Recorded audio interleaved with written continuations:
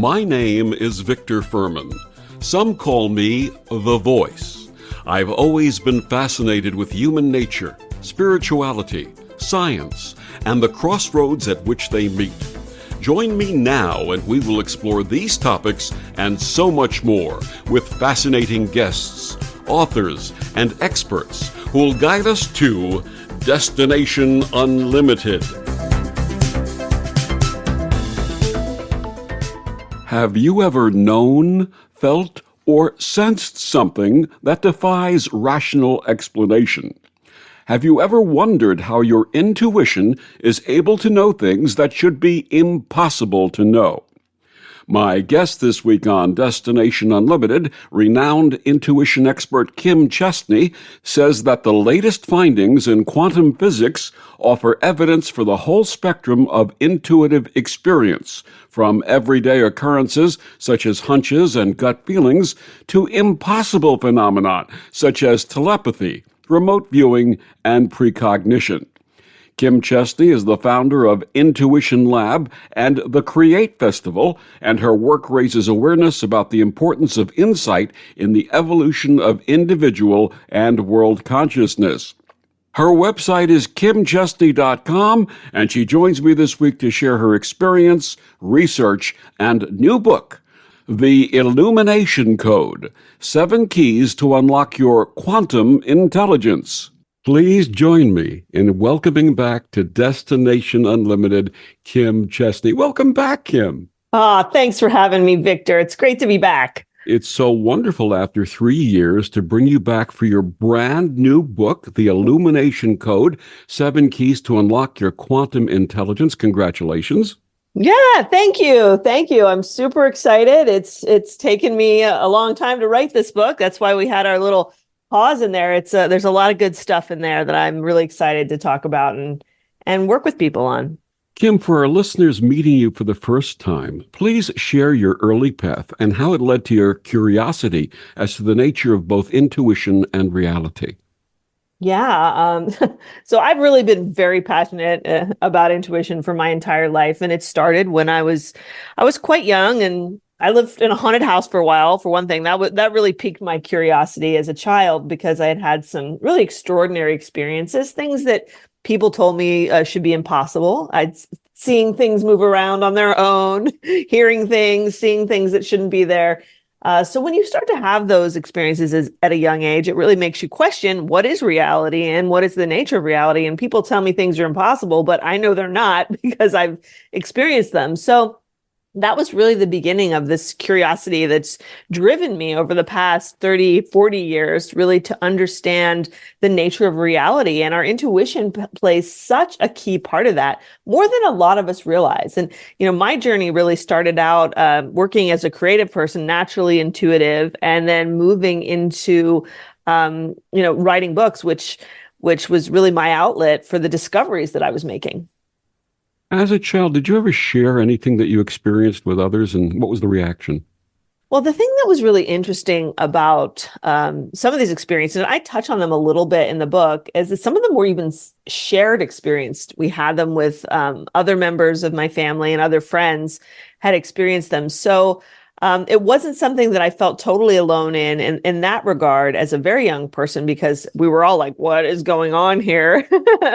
But as I got older, and I personally realized I'm a Scorpio. I have 6 planets in Scorpio. So I think I'm just naturally gravitate towards these kind of intuitive experiences. And I did start to have a lot of sort of things on my own happen in my life that were very personal, that allowed me to really start to pursue this and drove a passion to understand myself and understand the world that I lived in because of these things. So, it was difficult talking about it, really sort of coming out of the closet about this kind of stuff, because it's an area that, especially in the past, it's getting better now, but 30 years ago, it was still sort of shrouded in mystery and deemed occult or supernatural. And people sort of looked at you sideways. My first book, Psychic Workshop, came out, and that was in 2004. And I'd have people coming up to me at work and being like, I'm afraid to walk past you in the hall. Like, you might be able to read my mind. So there was just a lot of misinformation about it, but I'm glad that's changing. I remember 30, 40 years ago, it was referred to as woo-woo when we ever Mhm. discussed this Yeah, with anyone. Going into that exactly. woo-woo stuff again. But as a kid growing up in the 50s, anytime I reported anything that I experienced, I was labeled as a child with an overactive imagination and should not Yes. speak about it. And that was a bad thing because that suppressed a lot of stuff from me when I was growing up. But I was able to blossom into it later on in my life. Kim, last time you were on, you discussed your best-selling book, Radical Intuition.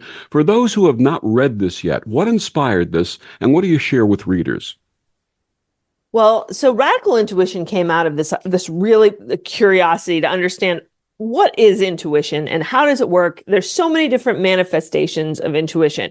Is it a feeling? Is it a knowing? Is it a physical reaction? And so with radical intuition, it was really a deep dive into creating a new framework to understand intuition is a very natural cognitive function that we all have. And to your point about, being an over-imaginative child, I talk about this a lot because children are born very naturally open and intuitive. And our society has, at least in the past, is getting better now, but historically has systematically repressed intuition, told us it wasn't real. Anytime we had any experiences, they've really conditioned us out into believing them or integrating them into our lives. So really moving past that conditioning that we grew up with and starting to replace that with an understanding of intuition that is a normal part of our thinking process. Everybody has it. It's an underdeveloped potential that everyone can get better at. It's not scary. It's not woo. It's not something to be afraid of. It's our best friend. And it really is the secret to true genius. All the great people in history who've been successful have attested to this. Einstein, Tesla, Steve Jobs, the mystics, the gurus, all throughout history, intuition has been deeply linked to the genius that supersedes even our intellectual mind. So there's a lot to be explored and developed in the realm of intuition once we're ready to open our minds. And for those parents who may have young children who are reporting things that they don't see or hear or understand, listen to your kids, Mhm. encourage them rather than discourage them. That's so important. Absolutely. Absolutely. You'll do them such a big favor if you believe in them and allow them to cultivate that side of their minds from a very young age. Congratulations again on your just published new book, The Mm. Illumination Code: 7 Keys to Unlock Your Quantum Intelligence. What inspired that book? Yeah, so that book came out of radical intuition. Each one's sort of a journey deeper and deeper into intuition and understanding it. So after radical intuition, and people started to really see their intuition work, recognize it. This is really happening. Wow. And then the question I kept getting is, well, how does it happen? How is it possible for me to know something before it happens? If I have a feeling about someone and I don't know anything about them, how is it possible for me to know that they're like not a good person or that they are a good person? How is it possible for me to know someone's calling on the phone and pick up, that happen to just pick up the phone at the same time? Is that a coincidence? What's really going on? So that was my big question when I started to write the Illumination Code. Is I wanted to be able to answer that question scientifically. I wanted to be able to answer it in a sensible way that fit our narrative of the modern era instead of resorting to, the old fashioned things. Oh, well, it's just a mystery, or it's the occult, or it's your spirit guides and angels whispering in your ear. I really needed to understand what was happening. And so, it was such a fascinating journey. It took me fully a year to write the book and research the book. And I got to work with some really amazing physicists and really smart people who have really been exploring the new frontiers of consciousness and how that is now being explained in terms of physics and concepts like string theory and entanglement and all of these really cool things that are emerging in the realm of modern science. So working with these folks and the interesting thing is none of these people really tackled intuition. They tackled consciousness and how we're all connected in terms of sort of an internet, a worldwide web of mind. As in some ways we're all connected, but they never really put the pieces together in terms of intuition specifically. So I was really excited to sort of pick up and carry that flag and really see how intuition wraps into this conversation. So it's really this beautiful merging right now that's happening of science and ancient mysticism and spirituality, all of these things are actually coming together to start reinforcing each other now. They were at odds for so long when we were living in this sort of materialist mindset. But now, finally, with the advent of quantum physics and understanding that quantum physics tells us that these impossible things are possible, and all of this magic that we say couldn't happen is actually deeply embedded in the universe and is all very real. And our intuition's actually at the center of it. Now, for listeners and your potential readers who may be scared by words like quantum and physics and things of that nature, let's talk a little bit about that first. A quantum is described as the smallest discrete unit of a phenomenon. For example, a quantum of light is called a photon. A quantum of electricity is called an electron. What's a quantum of intuition? Well, that's a great question, because that is what we call the Illumination Code, the title of the book. And I'm glad that you brought that up, because it really does tie in to really the essence of this whole book, which blew my mind. Honestly, writing this book and learning from these scientists changed my whole way of understanding reality. I really couldn't believe that I had missed this for this long. I was like, how did I not know this stuff? But it's really leading edge stuff that they're not teaching in school yet. But it comes down to this idea, and I know quantum's a word we hear a lot. So I try not to overuse that word.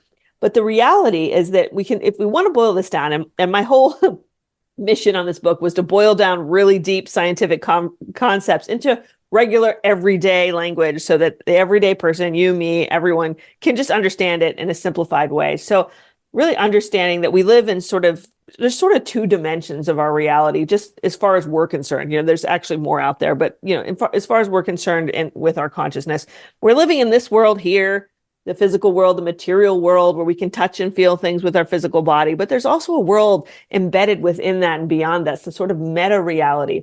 And this is where the quantum comes in. It's the microcosmic reality, the subatomic reality, all the stuff that's happening on this really, really tiny level where we can't perceive it. We know that physical matter, right? If you look closely enough at our bodies, the tables we're sitting next to or the chairs we're on, you open up this sort of the molecules that make up these physical objects, and you go deeper and deeper, and it turns out it's made of particles, it's made of these little quantum elements, photons, electrons, and what's in between all of it is so much empty space. And it's unbelievable, actually, when you start to look at it on a subatomic scale, how much space is actually in our body. So like Carl Sagan said, that space is the biggest thing in atoms. There's more space than anything. So what's in the space? So the really revolutionary idea that they're now realizing in physics is that the space is full of a quantum field, a real actual quantum field where people can tap into it with their intuition and recognize information that we can't perceive with our thinking mind. So this field connects all things. It's within and around everybody. And by tapping into this field, this quantum field, this unified field, we now have access to things that are beyond our local position in time and space. And that's the key thing with intuition. Because I was like, how do I know something that's going to happen in a different time? How do I know what someone's doing when they're far away from me? Because with the quantum field, when we realize that our mind is connected through this invisible World Wide Web, we can be aware of things that are happening in anywhere and anytime. I'll share one personal experience. In 1975, I was in the Air Force. I was stationed in Seoul, Korea. And one morning, I hear in my head, you got to reach out to your mom back in New York. Something is going on with her, and you have to reassure her that it's going to be okay. And I always listened to that voice whenever it came, differentiated from the ego voice, which shouts. This was that soft, quiet voice that sometimes referred to as the soft, still voice within. And immediately I called my mother back in New York. And in those days, for those who were old enough, we had wired telephones, and you had a main extension and a remote extension. And my mother and my sister picked up the phone simultaneously. And I said, "Mom, is anything wrong?" And my sister goes, "Oh my God, how did he find out?" And it turns out that she was scheduled for major surgery the next day, and the voice said to tell her the surgery would be a complete success. She'd have a complete and rapid recovery. She was going to be just fine. She needed to hear that reassurance from me, and I'm grateful for that voice that asked me to call her.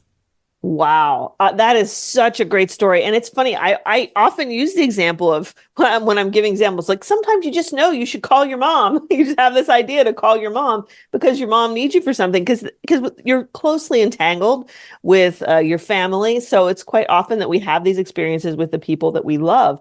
So this is such a great example of your closeness with another person, how you have this strong connection with them. And the fact that you were naturally open as a child tells me that you still have that natural openness that allows you to receive these things, and good on you for trusting it and following it, and not like you said, letting your ego thinking mind just talk you out of it, saying that's silly, well, that wouldn't make any sense, how could I know that? And that was 6,000 miles between Yep. Korea and New York when I had that message. So just, it's Yeah. wonderful. And I'm grateful for that. I'm grateful for Hmm. that ability. I'm grateful for that connection. And it's something that I carry with me every day in my life. One other quick thing, talking about quantum electronics. I was always fascinated by what's known as bioluminescence, and that's Mm. virtually that everything in nature emits light. You may not be able to see it Mhm. with your regular eyes, but it emits Mhm. light.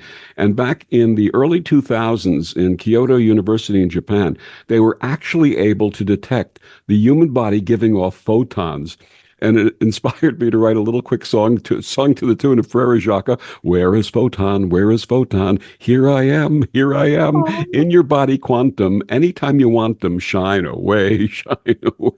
wow, I love that. That is, how old were you? How long ago was this? Oh, this is I discovered, I read this about a year and a half, 2 years ago, and that little bulb came through me Oh, then. But I love yeah. it. I mean, and that's so cool because it really ties into that. There's a whole chapter in the book about this idea of light and how light is so important. And we don't realize that we live in a whole world made of light, right? The human body's made of light.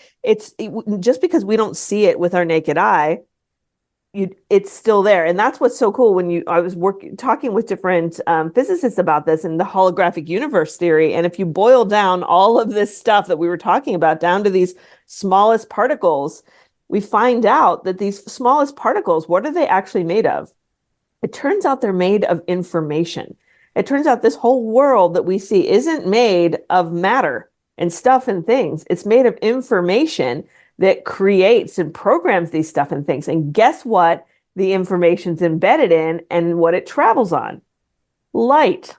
So we live in this world of information and light. Sounds a lot like a video game. Sounds a lot like these different ways that we understand that we can create realities holographically. So it really opens up the world to some really interesting concepts about what we're made of and how we can sort of continue to evolve to perceive more of reality. Your book, The Illumination Code: Seven Keys to Unlock Your Quantum Intelligence, deals with seven illumination keys, and key number one unlocks the gateway to our quantum dimension. What is the quantum dimension, and how does it impact our lives? Yeah, so I understand the quantum dimension as our deep dimension, as that microcosmic interconnectedness that we have with all things. It's what fuels our intuition. And when we understand that intuition is in fact a quantum phenomenon, that really changes the way that we view our mind and how our intuition works. So the everyday thinking mind, it's very linear. It's cause and effect. We come to conclusions, we deduct, we're logical. But the creative mind, the imaginative mind, the intuitive mind thinks a different way. It thinks instantaneously. It thinks in impossible ways with knowingness and feelings without any apparent source at all.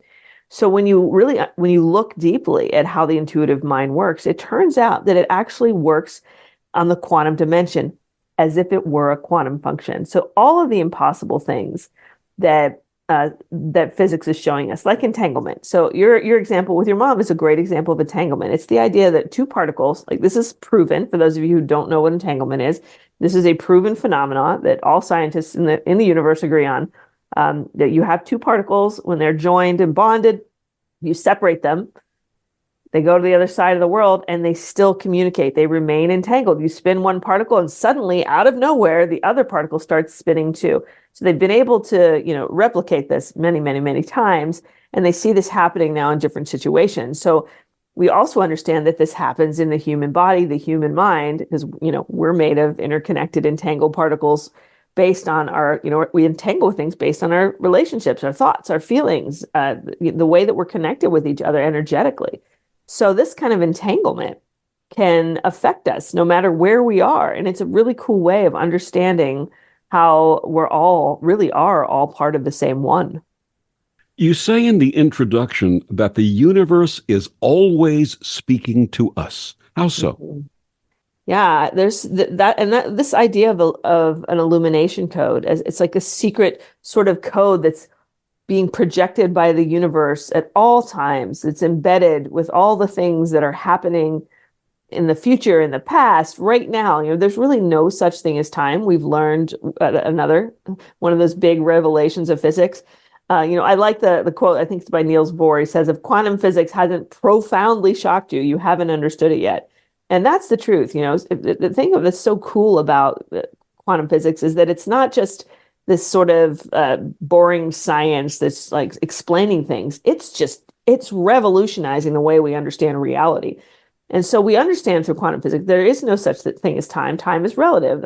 Back to the Einstein idea of relativity.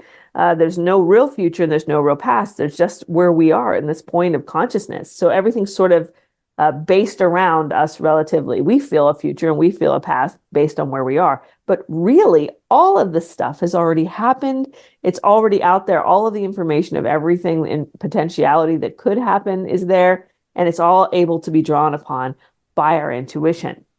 So what we call the Akashic Records, perhaps?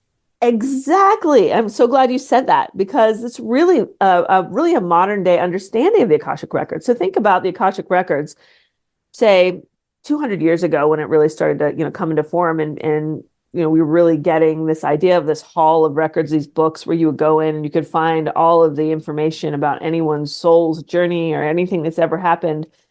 But this was envisioned as an actual hall of books, a library of sorts. But think about that. 200 years ago, they didn't understand quantum physics. They didn't even know, they couldn't even imagine the concept of computers or hard drives or the internet, all of which seems now to be a much more accurate sort of comparison than books, right? Back then, books was the best thing they had to store knowledge. That's really what they had. Now we understand through electricity and through the sort of invisible clouds and hard drives that we experience in our work with the internet and just daily life is much more akin to this invisible field that stores all this. So it's not really stored in any books in some chamber in any imaginary place. It's stored in the field around you and within you, instantly accessed in all places by your intuition. You were talking about this concept that we have of time, and I love the old expression, time is like a river. Wherever you are is where you dip your toes into that part of the river, and that's where you are. I love that concept. It's a great analogy. And when we start to, really look at that and understand that there's this bigger picture, right, all around us, you can kind of see, we can see right in front of us when we're we're here as humans. We can see about 3 feet in front of us realistically, but our intuition can see 360 in all directions. So we want to rely on that. It has greater vision. My guest is Kim Chestney. Her brand new book, The Illumination Code, 7 Keys to Unlock Your Quantum Intelligence. Kim, please share with our listeners where they can get your book, find out more about you and your amazing work. Yeah, so all my books are available in your favorite bookstores, online, everywhere, Amazon, Barnes & Noble, indie shops. And you can get all of the information. I actually have some free book companion kits on my website and a free intuition awakening guide if you want to check it out and just start exploring your intuition. My website's kimchestney.com, and there's lots of goodies there for you to get started with your intuition. And we'll be back with more of Kim after these words on the Om Times Radio Network. The cutting edge of conscious radio, Om Times Radio, IOM FM. Om Times Magazine is one of the leading online content providers of positivity, wellness, and personal empowerment. A philanthropic organization, their net proceeds are funneled to support worldwide charity initiatives via Humanity Healing International. Through their commitment to creating community and providing conscious content, they aspire to uplift humanity on a global scale. Om Times, co-creating a more conscious lifestyle. Back on Destination Unlimited, my guest this week is Kim Chestney. We're talking about her brand new book, The Illumination Code, 7 Keys to Unlock Your Quantum Intelligence. So we were talking before about entanglement. Now, you say that one part of our body, let's say my index finger, that my index finger has the same information available to it as the rest of my body. Is that correct? That's a great analogy. And it seems crazy, right? We're like, how is it possible that we have access to all this information everywhere in every part? But it does. And this is what happens when you understand the world as a holographic universe. So the idea behind the holographic universe, and Michael Talbot wrote this book, I don't know, like a couple decades ago, and really sort of popularized this idea of that really every little piece, every tiny little bit of the universe contains all the information in the universe, like a fractal, right? So we have access no matter where we are. Our intuition doesn't have to go anywhere to work because we're instantly plugged in no matter where we are, because everything is in some sense everywhere. It's very mind-blowing when you really go down the rabbit hole. But again, when we get into the quantum world, things don't quote unquote make sense the way this physical world does. So we have to understand it operates under completely different laws of physics. And somehow it works. We're not sure how it is, but the fact is there is a non-local part of our minds that has access to everything everywhere. I remember in laboratory in high school that you could take, and I would never do this anymore, but that you could take a worm and cut the worm in half, and the two halves would exist simultaneously by, maintain their lives. Mm-hmm. But I wonder if that is the information is translated when you separate a being and you have the information in both halves. Yeah, so I do think, there's something to that whole thing when you have a relationship with someone and you have this sort of shared union, energetically you pull apart, right? So even if it's like we're not chopping off our legs or anything like that, but energetically we're pulled apart, but we still have those memories and those shared experiences which bond us. And, I've had experiences. I open the book with a great story of entanglement. I start the book off. There's a few little personal stories in this book. I made an intention to share some of my own experiences this time, because usually I've kept those things to myself, but I feel like they really applied to showing how these concepts work. So I start off with this story of how really I started out on this journey, writing this work and doing this work professionally in about 1991, I think it was, when I was living in England, and a gypsy read my palms and gave me a fortune that included an actual date. She told me that in 1994, I'd be in a foreign courtroom and it was going to be stressful, but I'd be doing something good. So, hang in there. And I was like, what? That's like 3 years in the future. And I'm like, in a foreign courtroom, that sounds like I'm going back to America. I'm like, but who gives a date? That's like really, it takes a lot of confidence to give a psychic reading and a date, because if it doesn't come true, there's no gray area there, So sure enough, didn't I end up in 1994 on jury duty and sequestered for 2 weeks in the same year? So like my mind was like, whoa, it's possible to see the future. I don't know how she did it, but she did it. And if she did it, can we all do it? Can I do it? Right. So I started asking these questions. And so I'm going on, I'm writing about this in the book. And as I'm writing about it, all of a sudden, I get this friend request on Instagram, or follow request. Figure this out. From the person that I went to see that gypsy with 30 years ago, a friend, a long lost friend that I hadn't heard from since I left England 30 years ago. Hadn't heard from him in 30 years, not a peep. When I'm writing this story in the book, finishing up, he reaches out to me at that exact same time when I'm writing about him and our experience. So things like that. I'm still entangled with Robert, even though haven't spoken to each other. There was a part of us that connected on another level. So, but it more interesting. We can be entangled with our ancestors. We can be entangled with places. For example, I dug a little deeper into my family history over the last couple of years, and I found out that not only was my ancestors from that very same town in England where I got that gypsy reading and that embarked me on this whole journey, but that my great, great, great, great, great, great grandfather was the mayor of that town. And it was Wow. and it was his job to ring in that fair that the gypsy was at every year. And it had been going on since the 1500s when he was the mayor there. So we're entangled in so many ways, but we don't see the connections because we just don't have any way to put the pieces together. But every once in a while, the pieces fit, and we can see moments like that where, oh yeah, there is an invisible synchronicity that's happening in so many levels in our life. You know, it's interesting. I think that applies also to soulmate relationships. People who are true soulmates have been together many, many times before, and they recognize that. Even if they don't recognize the physicality of the person in this lifetime, they recognize that energy of being together before. Absolutely. Absolutely. I think we have different groups of souls that we travel with in different capacities. And we definitely recognize people on a social, on an energetic level in more ways than one. Like, how many times have you just met someone and you'd be like, oh, I just instantly connected with them. And we were just like thick as thieves because probably on some level you knew each other before and this was a pleasant reunion. And then there's also the other thing. You meet someone, you're like, oh no, like, I don't know about them, and here's somebody I'm going to stay away from. Our intuition knows these things before our conscious mind does. And the other aspect, and I've shared this with other guests before, doing these shows, especially the last 4 or 5 years, by the time these interviews are over, and these are people that I've never met in this lifetime, consciously met in this lifetime, Mm-hmm. by the time the interview is over, I say, these people are my soul family. I've known them forever. Mm.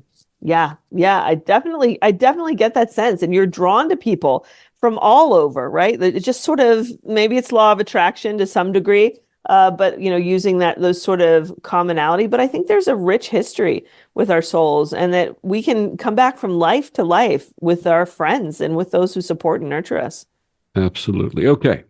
So we're talking about things that are in the past called metaphysical, okay? Mm-hmm. Scientists like things called evidence, something that's repeatable. Can you prove this over and over and repeat this over again? I had a friend, a very, very wonderful scientist.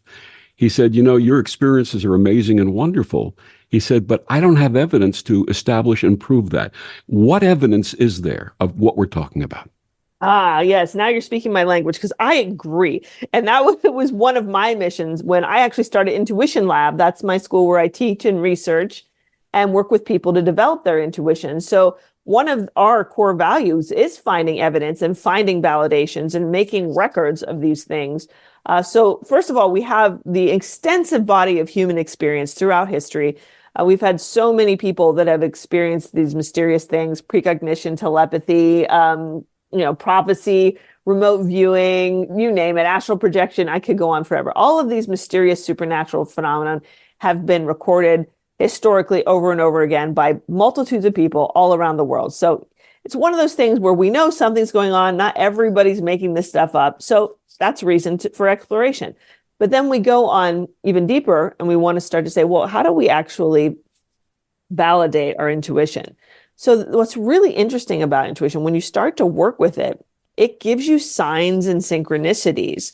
And intuition is actually very much learnable and very much repeatable and validatable. So when you go into a class, we'll have, like, for example, we'll do like an intuition session and someone will say something to you about, oh, like I feel a sun around you and this bright energy or something. And then you'll leave and you'll just open up your phone and someone just sent you a sun emoji, right? So you'll get these really cool validations from the outside world and the inside world. And this happens all the time in Intuition Labs. So we get, it might not be, it could definitely be scientifically validatable if we would actually put a study around it. And I've thought about putting a study around it. Maybe one day we'll do that. But the US government, it really gives us everything we need to know if you want evidence of intuition. They put together Project Stargate that ran in the 80s and early 90s for like about 20 years and invested over $20 million in this. And they worked with Stanford Research Institute and the CIA, or it was the DIA. And they worked with just regular people, artists, intuitives, to create a psychic spy program back during the Cold War. And other governments were doing this too.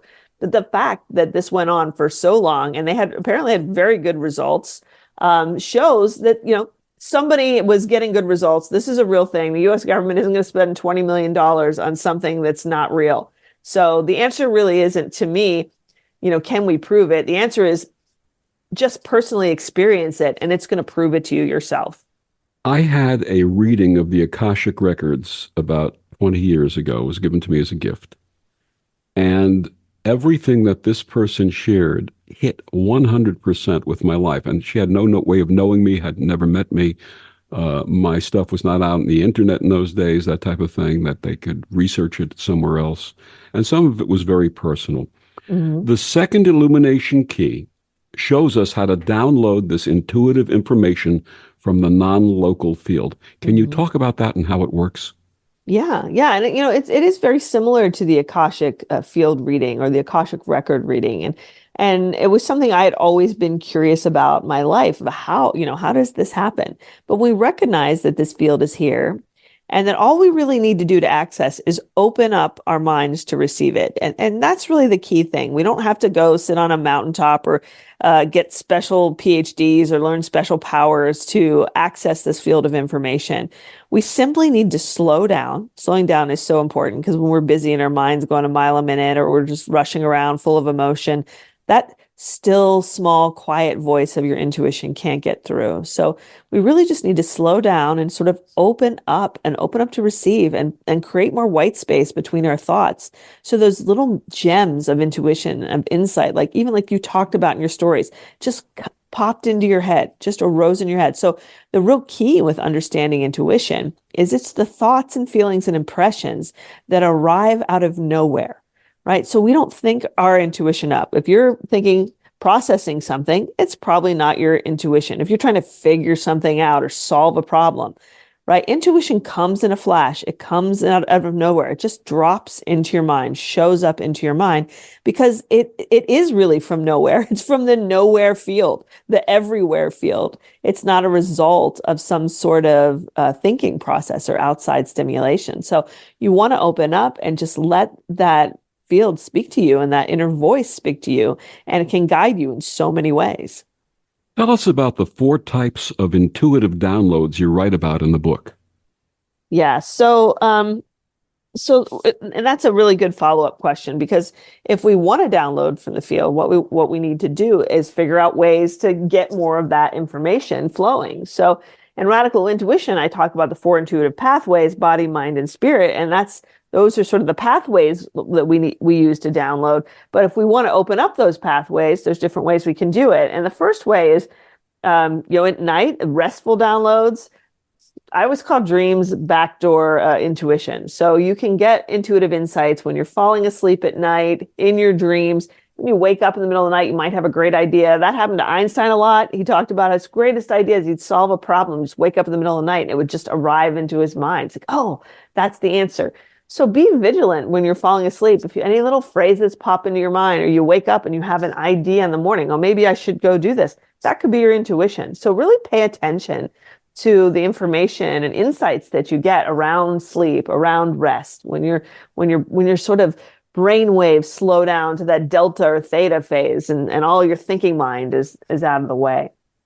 And then the second way is, it's aimless downloads. And this was, I got that term from Einstein. This is what he really called his genius time, was the time when he was aimless. He would sit on his rocking chair and just rock and be still and be present. And it was in this space he would create his thought experiments. His imagination would help him to solve problems, or he would just let those sort of problems be solved by his intuition. So going for a walk, taking a hot bath, meditating, anything you do alone in the stillness and presence of being, opens up this fertile space for intuition to rise up in your mind and give you the insight and guidance that you're looking for.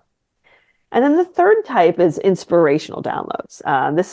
This is the great way. If you're an artist or a creative person, you can intentionally tap into your intuition by opening up those sort of creative flow and getting into your zone and being inspired. And it's the great way for visionaries to come up with new ideas, and for leaders to lead other people instead of following other people. We follow ourselves. That's the beautiful thing about inspiration and ingenuity and all of the stuff that comes with sort of bringing our intuition into the world in a creative way. And then the final way, it's through an intentional download. And that's when we can sit down and actually consciously practice and work with our intuition. And that's what we do in Intuition Lab. I have insight card decks, which are also free. I have a free insight card practice generator on my website you can try out. It's where you use these cards to open up a space for your intuition to give you a message and train your intuition and learn the language of your intuition. So we can create practices like working with insight cards or really just journaling, getting into our intuitive zone, listening to the thoughts that arise out of nowhere. And just intentionally tapping into that and developing it is a great way to really awaken and attune our intuition. I get information through hearing, that inner voice, that guide that I discussed earlier. Mm-hmm. Some people do it through vision. These are called the clairs: clairaudience, clairvoyance to see, clairsentience to feel. Does that come into play here also? Yeah, so I look at the clairs. I've sort of modernized the language, just like modernizing the language of the Akashic records. I call the clairs your 5 metasenses, because to me they're just the same senses that we have in the physical world, but instead of responding to physical stimulus, they respond to energetic stimulus. So for you, being clairvoyant, or clairaudient, right? Listening, being able to hear things, that would be your meta sense of hearing. So you can hear things, you can hear them in your sort of mind's ear. It can sound like a thought. It doesn't actually have to be an actual sound. It can just be like, like thinking of a song in your head, right? It's those sort of things. Or it can be an actual voice that you can hear. There's different ways that they can come through. And it's the same thing with, with your vision and your meta sense of vision, where you can imagine something in your mind's eye, or you could actually have a vision and see something, right? So these are all sort of our ways that we intuitively use our senses as opposed to physically using our senses. My guest is Kim Chestney. Her brand new book, The Illumination Code, 7 Keys to Unlock Your Quantum Intelligence. We'll be back with more after these words on the Om Times Radio Network. Humanity Healing International is a small nonprofit with a big dream. Since 2007, HHI has been working tirelessly to bring help to communities with little or no hope. Our projects are not broad mandates, nor are they overnight solutions, but they bring the reassurance that no one is alone and that someone cares. To learn more, please visit humanityhealing.org. Humanity Healing is where your heart is. This is Kathy Beal, host of Celestial Compass, featuring astrology you can use. Celestial Compass points you to what's going on in the sky and what you can do with it down here on Earth. We also explore fun, effective, and cosmic tools for navigating this adventure we call life. Join me the first and third Monday of the month at 5 p.m. Eastern Time for Celestial Compass. It's enlightening, entertaining, and empowering. Hello, I'm Sandy Sedgbeer, host of Om Times Magazine's flagship radio show, What is Going On? My passion is sifting through information, research, and innovations from new thought teachers, speakers, and researchers, pushing back the boundaries of what we know about life, energy, metaphysics, and the universe. I love shifting perceptions about who we are, why we're here, and how quickly impossible becomes normal when we open our minds, expand our awareness, and accept that the only limits that exist are those we place upon ourselves. So if you're the kind of forward-thinking, eager investigator of what lies beyond the current reality that most perceive, why not make a date to come play with me in the field of possibilities at 4 p.m. Pacific Time, 7 p.m. Eastern Time every Thursday, and together we can discover what's really going on. Back on Destination Unlimited, my guest this week is Kim Chestney. Her brand new book, The Illumination Code, 7 Keys to Unlock Your Quantum Intelligence. Kim, tell us about the role that vibration plays in the quantum field. Yeah, it's a really important one. And we're realizing that we can really understand and relate to our world, our whole world, in terms of frequency and vibration. They talk about that. It's string theory, and when you're looking into physics and science these days, but really what it comes down to on a personal level. And that's really what this book about. It's about translating all of these scientific words and theories into personal experience. And how do we personally experience this through our human psyche and body, all of these concepts in physics? So it turns out that vibration and frequency is how we actually are wired to connect to things. So it's important with our intuition to understand that everything is held at this really high vibration place. Really curious, I'm doing some research now on brain waves and how our brain waves actually relate to the kind of information that we can download from the field. But I found that, mostly we can understand this intuitive information of the field as being held on a super conscious level. Like it's a little higher than our regular consciousness, which is why we can't access it every day. We'll have sort of drop-ins and moments where we will touch into it or it will show up. But I noticed early on when I was younger that when I would have these most extraordinary experiences, when I was happy, when I was in a joyful, when I'd had a really good day, and it started this sort of theory that, if I want to connect to this stuff and have these things happen, I can try raising my vibration. And it's really become a powerful practice to raise your vibration and then tune in to these higher frequency information levels. So when we're down and we're low and maybe sick or like not feeling great, sometimes it's harder to access that stuff and to be in that sort of high vibration state of mind. And that's during those times, I think that's when we get that backdoor intuition where we get the theta waves and the delta waves that can drop these little moments of intuition into our mind from a subconscious. So we can sort of access it in superconscious or subconscious. The conscious zone that we're in most of the time, the problem with it is that it's thoroughly dominated by our mind, our thinking, rational, logical mind. So anything that tries to come in is the mind immediately says, that's nonsense. That doesn't make sense. That's not rational. So we have to battle our minds. We have to slow our minds down when we're conscious. So to get to these sort of higher frequency vibrational places, that's why it's so important to elevate our vibration in a state of quiet and calm and peace and get that mind out of the way. Because that's the key. No matter what vibration we're on, we have to get our overthinking, toxic monkey mind to just shut up for a little while so our intuition can talk. You say in the book that the source of all suffering is the illusion of separation from our inner dimension. Please tell us more about that. Yeah, I mean, that's like the biggest trick, right? The biggest illusion is that we're all separate from each other. We're lonely. So many of us live and feel like we're not connected or not understood or totally isolated.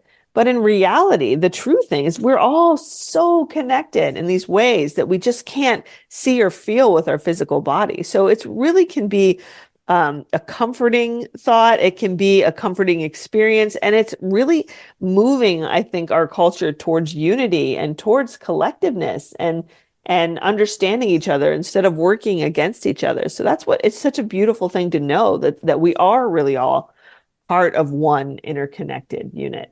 There was a wonderful lyric from the Moody Blues many years ago. It was from a song called With the Eyes of a Child. It said, with the eyes of a child, you will come out and see that your world's spinning round, and through life you will be a small part of a whole of a love that exists. With the eyes of a child, you will see. We really have to get back into that childhood mentality, don't we? Yeah, we really do. There's a magic there. And I think when you look back on the children, the whole world was full of magic and wonder and adventure. And we recognized it. And it's like life just beats it out of us. So it's like we're going to bring up lines from the 80s. I'll bring up a line from The Breakfast Club when Ali Sheedy's character says, when you grow up, your heart dies. Well, it's kind of true. Even if it's not emotionally, we're just taught to desensitize ourselves to all the magic and wonder of life. And our intuition helps us to rediscover that and know that there is so much cool stuff out there and there's so much magic yet to be discovered. So we have to click our heels together 3 times and say, there's no place like home. There's no place like home. There's no place like exactly. What is the most important thing that someone who wants to connect with their inner guidance needs to know? Well, it's first of all, just to know that it is real. This is something that is a very real part of you. Don't let the world tell you that it doesn't exist or that it's not real. So really, set an intention to recognize and honor those nudges that come from within and to make it part of your life, because it's really as simple as opening up to it and then learning to trust it and follow it. Those are really the keys with intuition. You don't have to go to school for 13 years and get a PhD to use it, right? You don't have to be born with superpowers. You really just have to open up to it, learn to trust it, and then follow it. And that really is the recipe for living your best life, your highest path, your happiest life, and for finding the joy and really the expansion of consciousness that lets us find fulfillment on our life path. How can we begin to recognize those signs from the universe in our daily lives? Well, that's one of the cool things about intuition, is that once you start to really tune into it and give it attention in your life, a conscious place in your life, you'll start to see it showing up around you as manifesting as signs and synchronicity. And again, this is all part of this concept of relativity. We say there's an inner world and an outer world, but really there's not. It's again a point of consciousness. It's relative. All of it is one. The inner world and the outer world is all the same. So we can get intuitive guidance from the quote unquote inner world through these thoughts and feelings and nudges and insights. But we also get it from the outside world in terms of signs and synchronicities and coincidences and all of these wonderful things that give us validation of the magic and wonder of this interconnected life. I have been blessed with a life filled with synchronicities, and every time something presented itself, I had three options. I could dismiss it out of hand. I could say yes, but not right now, perhaps in the future. Or I could say yes, exclaiming it with a capital Y. And every time I used that capital Y and said yes, the next one would come and the next one would come. Yes. That's part of this work, isn't it? Yes, absolutely. You're inviting the universe to be part of your life and to expand your consciousness, to recognize these things that we miss when we're sort of living our unconscious lives, doing our 9 to 5s, watching TV, going to work. We get tunnel vision. When we just open up to that little bit more of seeing that all of the magic and wonder that's out there waiting to show itself to us, we invite it into our life and we get more of it. And, it's the point where just like looking, a great example of it is people talk about angel numbers. You look at the clock, it's 111, 333. This is a good measure of your intuition. You can pick something. It doesn't have to be the angel numbers, but the angel numbers are great for them. You pick something like that and you say, oh, okay, it's 111. I noticed that. That was pretty neat. That was sort of a synchronicity. And then you're really doing your intuition work and you see 222 and then you see 333. I see it like 5 times a day. I never used to see it. When I was younger and I was just sort of busy living my life, I would never see those things. And now that I'm tuned into it, I see these recurring number patterns everywhere I look. We see them on the highway. We see them on license plate numbers. They show up everywhere as these little validations, because intuition is really about what you notice, right? We don't realize that it's about your attention. So it's not that all these things just are magically showing up. It's your intuition is guiding you to look at the clock at that moment. That was an intuitive nudge that said, hey, what time is it? And you look at the clock. That's what it's about, is showing that you're listening to those nudges. And those little nudges can give you validations by showing you things all around in your life with these messages and signs. Tell us about your intuition lab groups. Yeah, they're so much fun. And if anyone's interested out there in playing with their intuition, exploring their intuition, opening up to that inner dimension, we do group work in our intuition classes. I also have remote classes and self-study classes. But what's the real heart of this group is the group work. And we work together, because when you work in partners or in groups to practice your intuition, you get the best validation. You get undeniable evidence of your intuition. I knew something about this person that I had no way of possibly knowing. I don't even know them. They're strangers. I've never met them in real life. And yet I knew this was happening. So this online forum is such a beautiful place to get validation from your intuition and receive insight. We give and receive insight, intuition with each other constantly. So it becomes this sort of community of inner awakening that has just been wonderful. And it's grown over the past 7 years. And I've had students that have been here from the start for 7 years and new students coming in. And it's just such a wonderful sort of supportive community for people who are really passionate or curious about, what's possible with their intuition. What would you like readers to take away from the Illumination Code? So yeah, my goal with writing this was really helping them to understand that we live in a meaningful world with a deep dimension that guides us at all times. So my hope is that it opens people's eyes to the really more meaningful, deeper nature of life and allows them to reconnect with that feeling of magic and wonder that we live in a universe that's we've just started to explore the inner frontier, and there's so much more out there. And I would love to share that with people and be part of a movement to really understand what's possible with the power of intuition. And what are some of the things that you do within the Intuition Lab? So yeah, so we have quarterly programs, and we do everything from, working on our own intuition to heal and find healing within ourselves, to practicing impossible things like remote viewing and past life exploration. And we do daily, or weekly, whenever we meet, we always do intuition card practice and exchange and give each other guidance. So it ends up being this real journey. I've created a 1-year journey out of it because it's something that goes so deep, where people gradually sort of unfold different layers of themselves intuitively and learn more about their life's path and the path of their life that's even pre-existed this life, and their soulmates and the people that have traveled with them. So it's really exciting to see all the cool signs and synchronicities that arise through our group work together. My guest is Kim Chestney. Her new book, The Illumination Code, 7 Keys to Unlock Your Quantum Intelligence. Kim, one more time, please share with our listeners where they can get all of your books and find out more about you and this amazing work. Yeah, you can come to my website at kimchestney.com, or you can learn more about the school at intuition-lab.com. And in both places, we have free bonus kits for the books and free guides to get started, as well as insight cards that you can play with. And also the books are available through Amazon and wherever great books are sold, correct? Exactly. And anywhere that you like to buy books, you should be able to get them. And if you have a local bookstore, please patronize them. Please, please, please. They're a dying breed and we need to support them.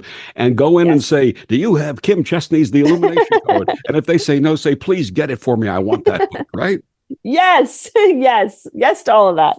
Kim, it's been an absolute pleasure. Let's not wait 3 more years before your next appearance here on Destination Unlimited. Thank you so much for joining us and sharing all of this amazing work. Thank you, Victor. And thank you for joining us on Destination Unlimited. I'm Victor, the Voice Furman. Have a wonderful week.